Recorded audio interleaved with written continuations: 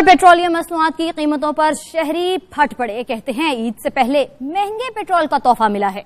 शहरियों ने कीमतें फौरी वापस लेने का मुतालिबा कर दिया। आइए देखते हैं।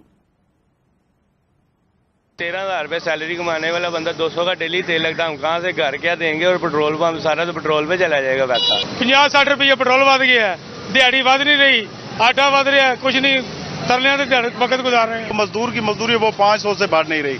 अब तेल दिन ब दिन ऊपर जा रहा है। बाहर बैठ के ये कह रहे थे पेट्रोल जो था वो 80 रुपए लीटर होना चाहिए, 80 से कम मिलना चाहिए।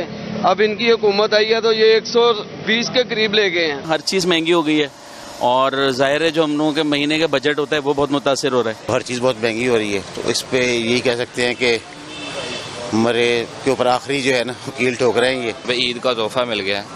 इन पार्टियों का एहतसाब करने की बजाय खान साहब ने अवाम का एहतसाब शुरू कर दिया। पेट्रोल महंगा हो गया, परेशानी होगी, ऐसे समझे कि ये बस एक बम ही है